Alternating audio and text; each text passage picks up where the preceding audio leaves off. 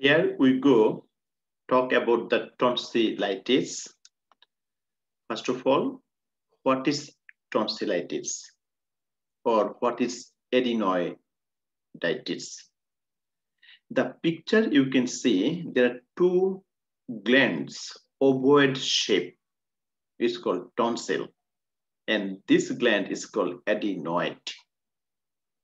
In this picture, we can see the location of tonsil, and it is lateral view, right? This gland is called pharyngeal tonsil. This one tubular tonsil, palatine tonsil, and lingual tonsil. And it is anterior-posterior view, normal tonsil. But this one is inflamed tonsil, swollen, red, inflamed. And definition of tonsillitis, it is the inflammation of tonsil. So tonsillitis refer to inflammation and infection of the tonsil, which is the lymphoid tissue. So tonsil and adenoid is a part of lymphoid tissue located in pharynx. So tonsil and adenoid has a role in immune system. Adenoiditis refer to inflammation and infection of the adenoid located on posterior wall of the nasopharynx. When patient present with sign and symptom of tonsillitis like sore throat, difficulty of swallowing, history of ear infection, mouth offensive smell or odor, fever, nasal quality of voice, and red and swollen tonsil, we need to treatment of the tonsil. Basically, we prescribe broad spectrum antibiotics. If antibiotics or conservative treatment is not enough, we have to surgically remove the tonsil. We call tonsillectomy. Or surgically remove the adenoid, we call adenoidectomy. Here showing the picture first, enlarged adenoid, and this is narrowing the pathway of respiratory to upper respiratory tract. In this picture, let me show bigger. This is a normal anatomy of the oropharynx and laryngopharynx. This is the adenoid, tonsil, tongue, and palate. This one is inflamed tonsil because of bacteria. And this is swollen uvula, red swollen tonsil and throat. And this is the viral one. Viral one does not see the white pus. Bacteria can produce the pus, but red, it is red and swollen because of viral. So what are the data collection? Patient present with a persistent or recurrent sore throat, enlarged bright red tonsil that may be covered with a white exudate, difficulty of swallowing, mouth breathing, and an unpleasant mouth odor. Sometimes patient present with a fever, cough, or enlarged adenoid may causes the nasal quality of voice, mouth breathing, hearing difficulty, snoring, or obstructive sleep apnea. So at the beginning, or if you take the history of tonsillitis or adenoiditis, patient complain the sore throat. And because of enlarged the glands or tonsil, the pathway will be narrow, difficulty of swallowing. Patient repeatedly attacked by ear infection. So they give you history of ear infection or mouth odor and nasal quality of voice. And when you examine, you can see the red swollen tonsil, like this picture. What is the intervention? The pre-operatively. So before give the treatment or intervention, we go for the laboratory test. Throat culture for the group A, beta hemolytic streptococci, and frequent group A beta hemolytic streptococci infection can lead to rheumatic fever or kidney infection. Let me recap it. If your baby have a tonsillitis or adenoiditis and the bacteria causes by group A beta hemolytic streptococci, and if patient is repeatedly infected by streptococci, it can lead to develop rheumatic fever or kidney infection.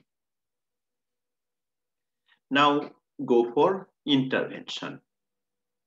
Monitor for the sign of active infection, monitor the bleeding and clotting studies because its throat is very vascular. What next? What are the pre-operative? So if you, first of all, you give them medication like antipyretics, like acetaminophen or non-steroidal.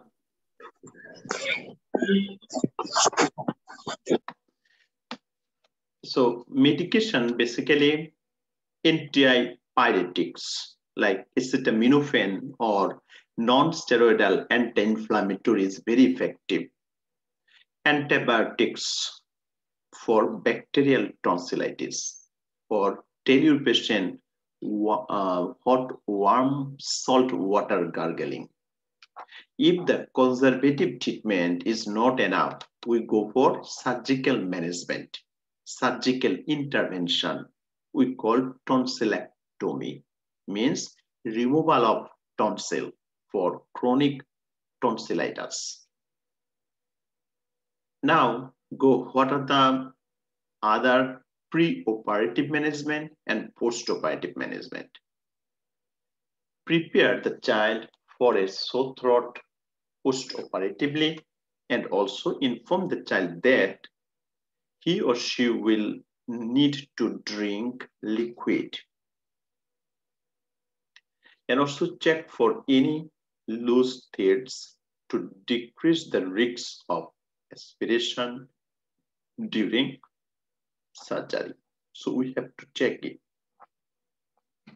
Intervention post-operatively.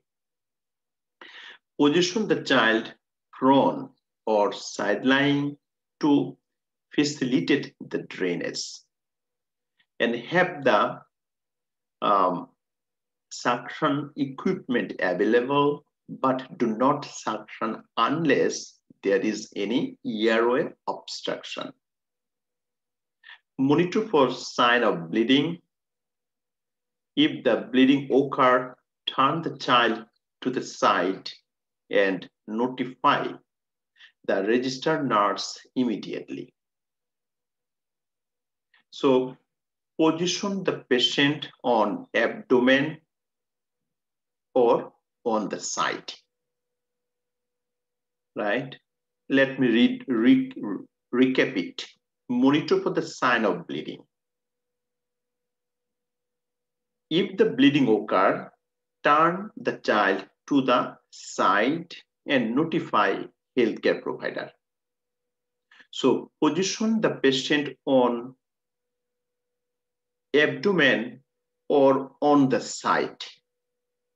And same time, we assessment for the sign and symptom of the hemorrhage, like we check the tachycardia, pallor, or hypotension. And frequent swallowing and cleaning of the throat may indicate bleeding.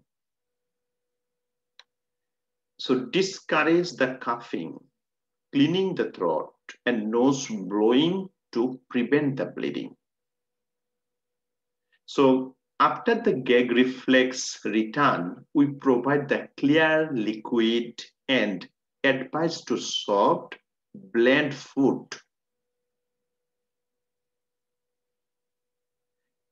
Right? And no red color liquid are allowed. So let me read it. Provide an ice collar and analgesic for discomfort and also reduce the pain. Administer antiemetics, what is prevent the vomiting. Provide clear, cool, non-citrus and non-carbonated fluid.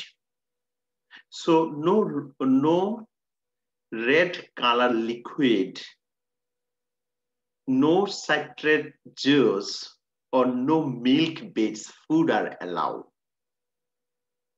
Avoid the red, purple, brown liquid, which will stimulate the appearance of blood if the child vomits. So bloodstream mucus is expected. Tell your patient to avoid the coughing, what we said, discourage the coughing. So avoid the coughing, cleaning the throat, and blowing the nose to protect the surgical site. Very important. So also limit the activity for up to 10 days to decrease the risk of hemorrhage. So the last line here, avoid milk product such as milk, ice cream, pudding initially because they will coat the throat and causing the child to clear the throat. What next? Intervention continue post-operatively. Soft food may be prescribed 1 or 2 days post-operatively, and do not give the child any straw, fork, or sharp object that can put inside the mouth. And mouth odor or slight ear pain or low-grade fever may occur for a few days post-operatively, but parents should instructed to notify the healthcare provider if bleeding or persistent earache or fever occur. Because when fever is there, it is indicate persistent infection, need to antibiotic or switch to antibiotics. Re-educate or reinforce instruction to the parents to keep the child away from public place, crowded place, because this is the source of infection until healing may occur. Usually the child is able to resume normal activity after 1 to 2 weeks post-operatively.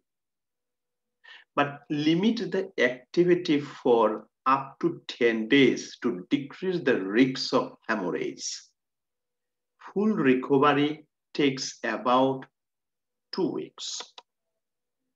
Reinforce the instruction to the parents to monitor the child for post-operative bleeding, both within first 24 hours and 7 to 10 days after surgery.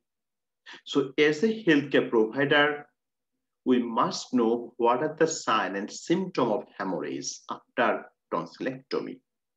So if you see the patient are pallor or hypotension or tachycardia or any active bleeding site, it indicates they have a hemorrhage. So assessment for hemorrhage is important.